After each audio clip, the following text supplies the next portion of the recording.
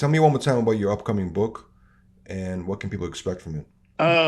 They can expect drama. No, I'm joking. No, it's a real book. The book is called "Call Me Chef." Damn it! It's available on Amazon right now for pre-orders. It comes out March the 1st. It's a memoir biography, and it just goes over a whirlwind from the bodybuilding industry to military to 9/11 to White House to racism to overcoming poverty, sexual trafficking.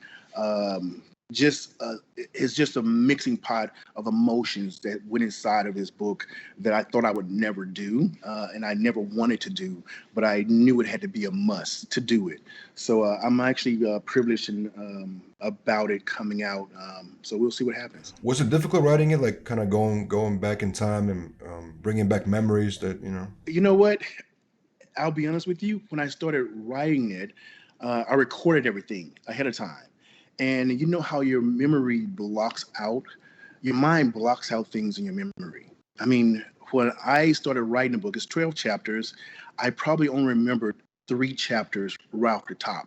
And as I'm talking about the book, it was just a whirlwind of emotions from my mother passing away to my father passing away right after to, the 9/11 attack, the bomb, the plane coming into the building, to being in Iraq, to just, I mean, you literally see yourself right then and there. It's kind of like a out of body experience where you're just looking at a TV in a movie room or a movie screen just in a dark room when you just see yourself reacting to everything that you're doing. And it can be very emotional.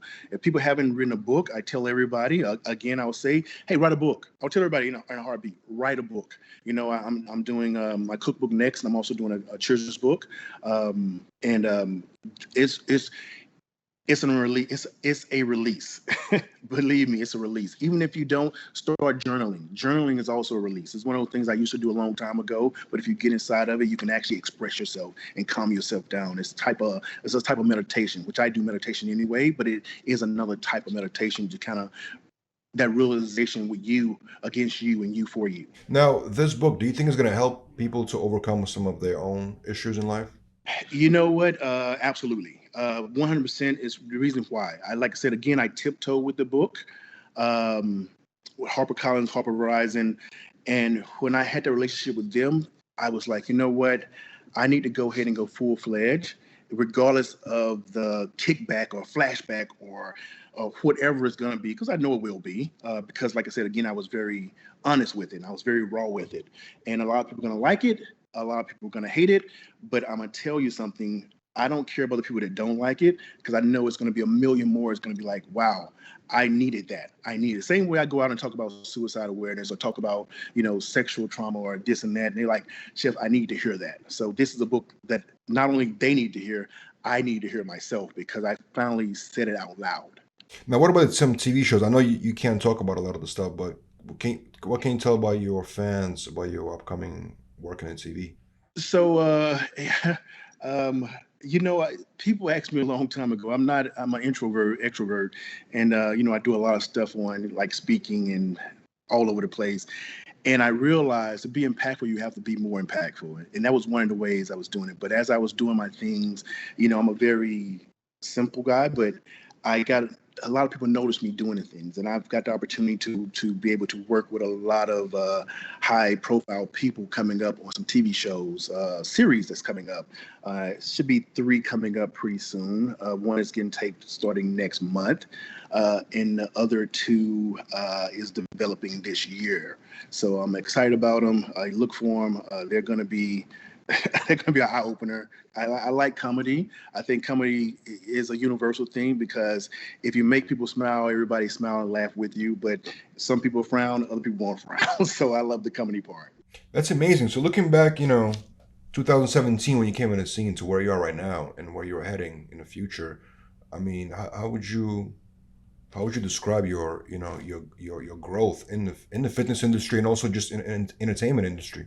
You know what? I'm gonna be very honest with you and very direct. A blessing, um, because this industry, and you know this, I had to cut loose a lot of people, family, friends, because it's mindset.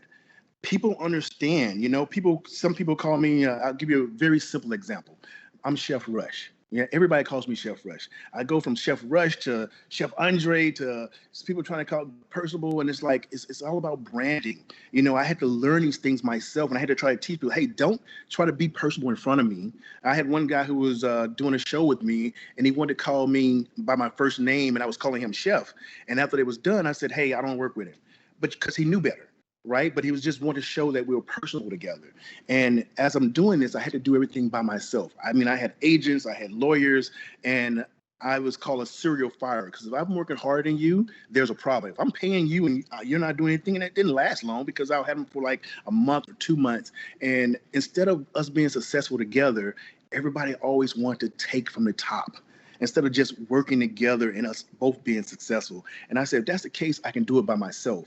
So a blessing. I mean, I met Eric, I met, Arnold, and I met some other people that just gave me 100% support and motivation. I mean, and of course, I always had that self-motivation, which you're going to always need because a lot of times you're just going to be by yourself. And that's the hard part.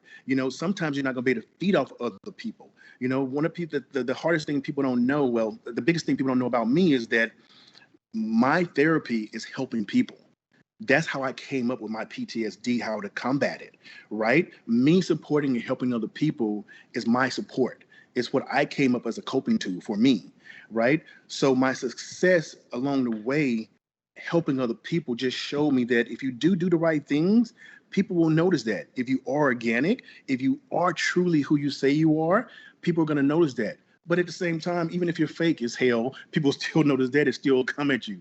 When I went viral, no one came to me and said, hey, Chef, let me give you this, and this, and this. And the reason why, because they saw a big black guy who was at 320 pounds, and I didn't look very personable.